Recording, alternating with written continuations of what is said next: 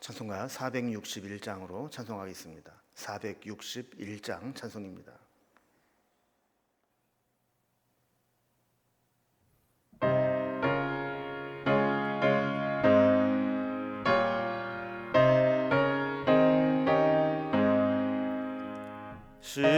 십자가를 질 수 있나 주가 물어보실 때 죽기까지 따르오리. 성도 대답하였다.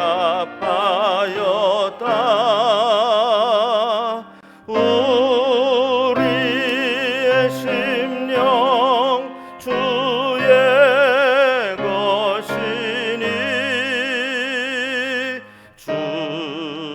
주님의 형상 만드소서.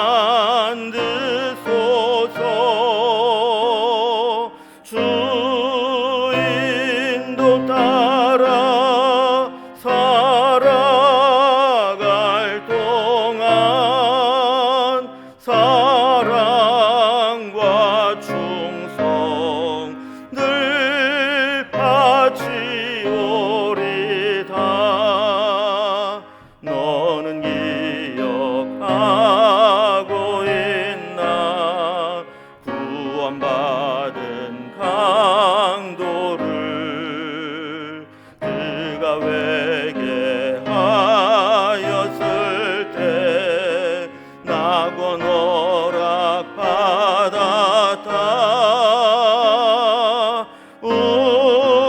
우리의 심령 주의 것이니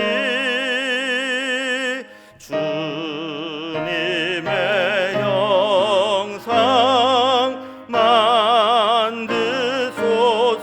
만드소서. 주 인도 따라 살아갈 동안 사랑과 충성 늘 바치오리다.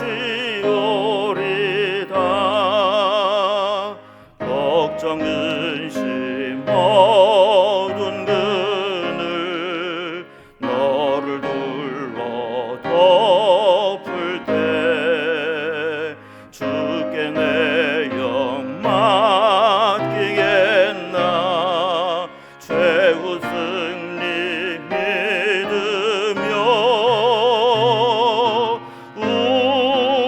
우리의 심령 주의 것이니 주님의 형상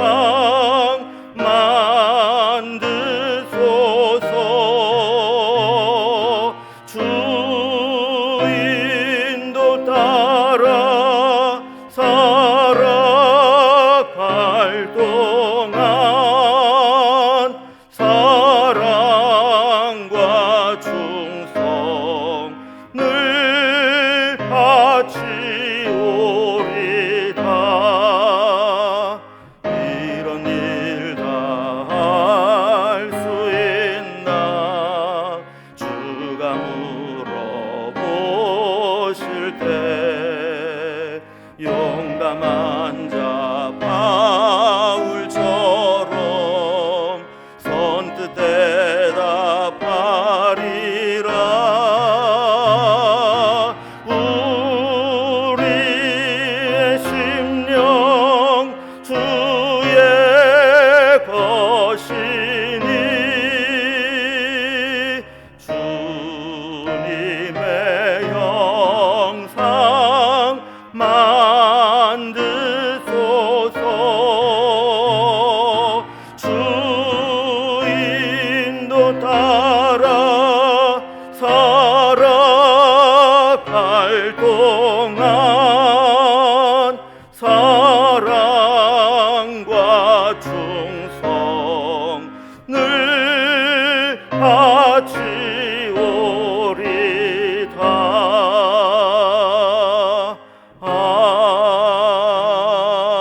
아멘.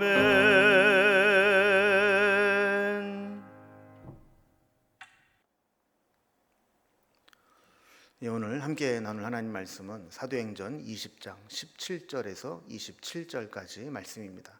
사도행전 20장 17절에서 27절까지 말씀을 제가 봉독하겠습니다.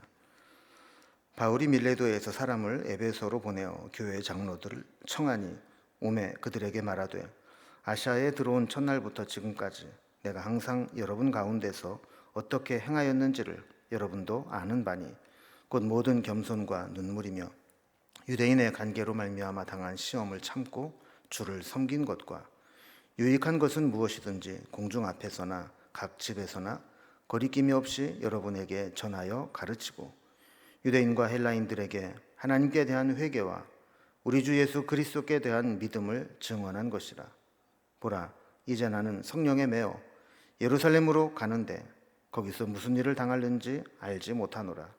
오직 성령이 각 성에서 내게 증언하여 결박과 환난이 나를 기다린다 하시나 내가 달려갈 길과 주 예수께 받은 사명 곧 하나님의 은혜의 복음을 증언하는 일을 마치려 하면은 나의 생명조차 조금도 귀한 것으로 여기지 아니하노라. 보라, 내가 여러분 중에 왕래하며 하나님의 나라를 전파하였으나 이제는 여러분이 다 내 얼굴을 다시 보지 못할 줄을 아노라. 그러므로 오늘 여러분에게 증언하거니와 모든 사람의 피에 대하여 내가 깨끗하니 이는 내가 꺼리지 않고 하나님의 뜻을 다 여러분에게 전하였음이라. 아멘. 바울은 3차 전도 여행을 이제 마무리하고 이제 예루살렘으로 돌아가고 있습니다. 원래는 고린도에서 배 타고 수리아 예루살렘으로 돌아가려고 했지만 배에서 바울을 암살하려고 하는 계획이 있다 하는 소식을 듣고 계획을 변경해서 육로로 올라와 마게도냐로 왔다가 이제 아시아의 관문인 드로아까지 오게 되었죠.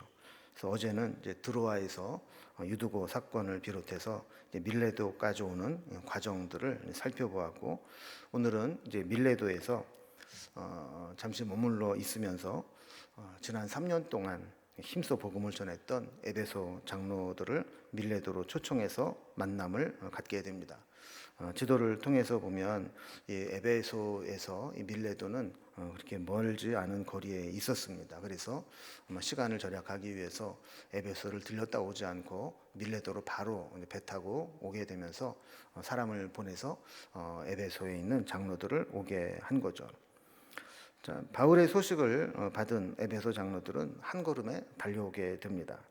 자, 이렇게 밀레도에서 만난 바울과 에베소 장로들은 교제를 나누고 바울이 이제 이번에 예루살렘으로 돌아가게 되면 다시 못 만날 수 있다라는 생각을 하고 그 에베소 교회 장로들에게 고별 설교를 하게 됩니다.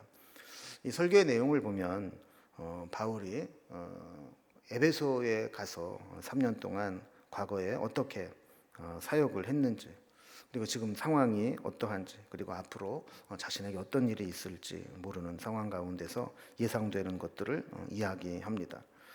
바울은 앞으로 자신이 어떻게 될지 모르고 있지만 그는 그의 사명이 끝나는 날까지 결코 다름질을 멈추지 않고 복음을 위해 살아갈 것이라고 이야기를 하면서 자신이 그렇게 했던 것과 마찬가지로 이제 남아있는 에베소 교인들을 장로들이 잘 목양할 것을 당부하게 됩니다. 오늘 본문의 내용을 단락별로 구분을 해보면 17절에서 21절까지는 설교를 하면서 에베소에 들어간 첫날부터 어떻게 바울이 사역을 했는지 회고하는 내용이 나옵니다. 22절에서 24절까지는 이제 예루살렘으로 돌아가게 되는데 돌아가게 될 때 바울의 운명이 어떠할지 그리고 그럼에도 불구하고 바울은 어떤 신앙의 자세로 사명을 감당하고 있는지를 고백합니다. 25절에서 27절까지는 후회 없이 최선을 다한 이 바울의 이 사역들을 이야기하면서 나는 후회함 없이 거리낌 없이 책임감을 다해서 사역을 해왔다라는 고백을 하게 됩니다. 첫 번째 단락을 봅니다. 에베소에서 바울이 어떻게 사역을 해왔는지를 회고합니다. 밀레도에 도착한 바울은 17절에 보면 에베소에 사람을 보내어서 에베소 교회 장로들을 청하게 됩니다. 아마 이들은 바울이 두란노 서원에서 훈련을 했던 그때 훈련을 함께 받았던 교회 지도자로 세움받은 자들일 겁니다. 이들을 불러서 말씀을 나누게 되는데 20장 18절에서 35절까지가 바로 이 에베소 교회 장로들에게 바울이 전한 고별 설교의 내용입니다. 바울은 이 고별 설교를 위해서 자신이 어떻게 에베소에 가서 사역을 했는지, 그리고 자신이 어떤 일을 당할지 이야기를 하죠. 그리고 자신이 그렇게 최선을 다해서 책임 있게 후회함 없이 사역을 했던 것과 마찬가지로 그것을 본받아서 앞으로 에베소 교회 장로들이 교회와 성도들을 잘 세워나가기를 당부하게 됩니다. 18절에 보면 바울은 소아시아의 수도였던 에베소에 들어온 첫날부터 지금까지 그곳에서 어떻게 행했는지 여러분이 아는 바다 그랬습니다. 바울은 말로만 가르친 것이 아니라 언행일치의 삶을 살았죠. 그래서 그가 사역하기로 가르치고 전한 대로 그가 삶으로 본을 보였기에 당당하게도 내가 어떻게 행했는지 너희가 다 아는 바다 이렇게 이야기를 했습니다. 이 삶으로 보여주는 이 모범은 또 100마디 말보다 강력한 영향력을 끼치게 되죠. 그래서 바울은 그가 에베소 교회 장로들에게 어떤 권면을 하더라도 자신이 그런 삶을 살았기 때문에 더 강력하게 당당하게 말할 수 있었던 겁니다. 구체적으로 그럼 바울이 에베소 교회에서 어떻게 사역을 했는지 설명을 합니다. 19절에서 21절을 보면 그는 모든 겸손과 눈물로 그들을 대했다. 유대인의 간구를 당하면서도 시험을 참고 주를 섬겨왔다. 그리고 뿐만 아니라 어디에서든지 거리에서나 또 집에서나 거리낌 없이 복음을 전하고 가르쳤다. 그리고 하나님께 대한 회개와 그리스도에 대한 믿음을 누구를 만나든지 유대인이든 헬라든지 다 증언해왔다. 이런 이야기들 합니다. 세 가지로 이제 그 삶을 정리를 해보면 첫 번째 겸손과 눈물의 사역이었다 그럽니다. 사람은 신분이 높아지거나 업적이 많아지면 겸손을 유지하기가 참 어렵습니다. 자기의 공로를 자랑하게 되고 교만해지기 쉬운 거죠. 그런데도 바울은 끝까지 겸손을 유지했습니다. 뿐만 아니라 애정과 간절함이 있어서 그는 눈물로 사역을 해왔음을 고백하고 있습니다. 두 번째 이 바울의 사역은 인내였습니다. 바울은 유대인의 관계로 말미암아 당한 시험을 참고 주를 섬겼다 그랬습니다. 유대인의 관계, 지금까지 우리 사도행전 말씀을 쭉 살펴보면서 유대인들이 얼마나 조직적으로 얼마나 끈질기게 바울이 가는 곳마다 쫓아다니면서 방해하고 핍박해 왔는지 우리는 계속 살펴보았습니다. 보통 사람들 같으면 이런 적대적 행위를 당하게 되면 감정적으로 맞대응하거나 아니면 중도에 포기해버리기 쉽습니다. 그러나 바울은 그런 가운데서도 끝까지 인내하며 마지막까지 사명을 감당해 왔던 것이죠. 세 번째, 그는 전도하는 삶을 살아왔습니다. 그래서 바울은 20절에서 유익한 것은 무엇이든지 공중 앞에서나 또 각 집에서나 거리낌 없이 전하여 가르쳤다 그랬습니다. 이 유익한 것을 가르쳤다는데 유익한 것은 복음을 가리키는 거죠. 이 복음을 전해야 되는 그 사명이 있기 때문에 그런 시간과 장소를 불문하고 기회만 되면 어디에서든지 누구를 만나든지 열심히 복음을 전했다는 겁니다. 이렇게 겸손과 눈물, 인내, 전도하는 삶, 이것이 바울이 에베소 교회에 있으면서 에베소 교인들에게 삶으로 보여준 그의 모습이었습니다. 이제 두 번째 단락으로 보면 예루살렘으로 그가 앞으로 가게 되면 어떤 운명이 기다리고 있는지, 그리고 그는 그런 상황 가운데서 어떤 자세로 사명을 감당하는지를 이야기합니다. 앞부분에서 바울이 과거에 에베소 교회에 있을 때 사역했던 모습을 회고한 것이라면 22절 이하에서는 지금 현재의 상황과 앞으로 당하게 될 일들을 이야기합니다. 22절을 보면 이제 성령에 매여 예루살렘으로 가는데 거기서 무슨 일을 당할는지 알지 못한다 그랬습니다. 성령에 이끌려가면 항상 편안하고 좋고 쉬운 일들만 있으면 좋겠지만 현실은 그렇지 못했습니다. 23절에 보면 바울이 가는 곳마다 성령께서 증언해 주시는 내용은 그가 각 성에 갈 때마다 그곳에서 환난과 결박이 기다리고 있다 하는 말씀이었습니다. 여기에 보면 바울의 위대함이 있죠. 성령의 인도함을 받을 때 그로 인해서 평안과 유익이 되는 삶이 된다 그러면 성령의 인도하심을 순종하는 게 뭐 어렵지 않습니다. 그러나 성령의 인도하심에 순종해서 가면 거기에 결박과 환란이 기다리고 있다. 그것을 알면 성령의 이끄심대로 순종하여 가는 것이 쉽지 않습니다. 그러나 바울은 성령께서 그가 가는 곳에 환란과 결박이 기다리고 있다라는 말씀을 계속하셔도 그는 알면서도 순종하여 한 걸음 한 걸음 인도함을 받게 됩니다.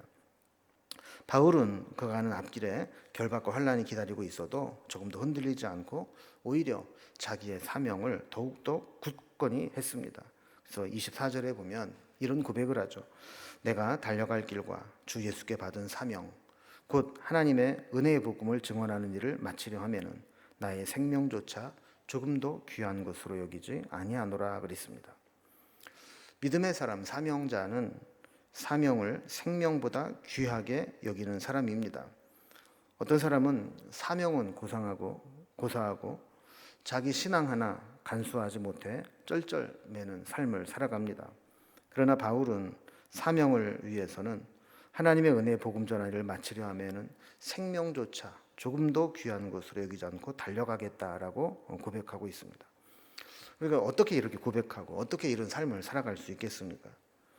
이런 고백을 할 수 있으려면 주께서 내 대신 죽어주셨고 나는 그로 인해서 이제 덤으로 사는 인생이라고 생각할 수 있을 때 우리는 사명을 생명보다 귀하게 여기고 살아갈 수 있는 거죠.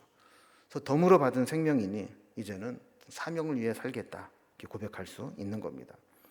그리고 우리는 어떤 자세로 좀 살아가고 있습니까? 이 세상은 지금 복음에 그렇게 호의적이지 않습니다. 이런 척박한 영적인 토양을 가진 세상에서 우리는 복음 전하는 사명을 위해서 어떻게 살아가고 있는지 우리의 모습을 돌아볼 필요가 있겠습니다. 마지막 세 번째 단락을 보면 그는 후회 없이 최선을 다해서 사역해 왔다라는 것을 고백합니다. 바울은 책임감 있는 사명자였습니다. 그래서 그렇게 살기 위해서 복음으로 최선을 다해 살아왔죠. 작별 인사를 하면서 바울은 다시 에베소 교인들을 볼 수 없을지 모른다는 생각을 했습니다.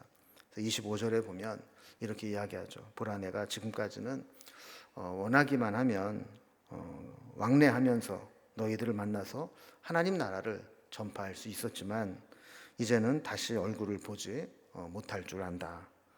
그러면서 에베소 장로에게 교회와 또 교인들을 잘 목양해 줄 것을 부탁하는데 그 전에 그건 이제 다음 시간에 살펴보게 될 것이고 그 전에 먼저 자신이 어떤 자세로 사역을 해왔는지 이것을 이제 본을 보이면서 자기 책임을 다했다라는 것을 상기시킵니다. 그래서 26절에 보면 오늘 증언하는 바는 바울 자신이 모든 사람의 피에 깨끗하다라는 겁니다. 왜 자기가 이렇게 모든 사람의 피에 깨끗하다고 말할 수 있느냐? 27절 말씀을 보면 만나는 사람은 누구든지 거리지 않고 하나님의 뜻을 다 전했기 때문이라는 겁니다. 그리고 우리가 이제 복음을 전하고 주의 일을 하다 보면 부담스러운 상황을 만날 수도 있고 때로는 위험한 일을 당할 수도 있습니다. 때로는 정말 하기 싫은 상황을 만날 때도 있습니다. 근데 바울은 그럴 때 흔들리지 않고 모든 사람에게 꺼리지 않고 다 복음을 전했다고 이야기합니다. 그래서 만약에 에베소 사람들 중에서 하나님의 심판을 받게 된다면 그것은 오로지 자기 자신의 책임이지 바울에게서 복음을 듣지 못해서 심판을 받게 됐다 이렇게 핑계댈 수 있는 사람이 한 사람도 없다라는 겁니다. 바울은 이렇게 더 이상 할 수 없을 정도로 최선을 다해서 힘쓰고 애써서 복음을 전했기 때문에 이 점에 있어서는 아쉬움도 없고 후회도 없고 부끄러움도 없고 책임감도 느끼지 않는다 이렇게 당당하게 고백하고 있는 겁니다. 주님 앞에 가기 전에 이렇게 고백할 수 있는 사람은 참 멋진 인생을 산 사람입니다. 대부분의 사람들은 주님 앞에 가기 전에 이것도 후회스럽고 저것도 잘못한 것 같고 그때 그렇게 했더라면 얼마나 좋았을까 저 때는 저랬으면 얼마나 좋았을까 이렇게 후회로 점철된 인생을 살아가면서 아쉬움과 안타까움을 남기는 인생을 살 겁니다. 그러나 바울은 어떠한 후회도 아쉬움도 남기지 않고 당당하게 살아왔던 것을 보게 되죠. 우리도 지금부터라도 우리에게 남겨진 인생을 어떻게 살지 고민을 해야 됩니다.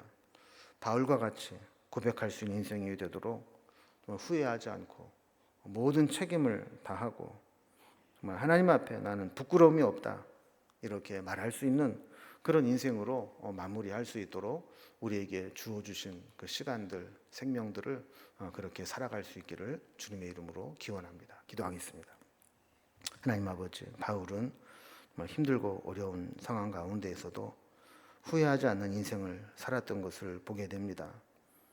그리고 이렇게 에베소 교회 장로들과 작별 인사를 하면서 자신의 인생을 회고하고 앞으로의 되어질 일들을 예상하면서 지금 어떤 자세로 살아가고 있는지를 고백한 것을 살펴보았습니다.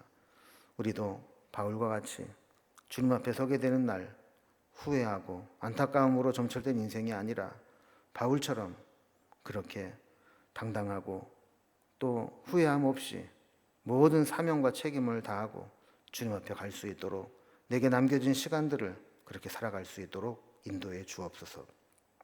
예수님의 이름으로 기도드리옵나이다. 아멘.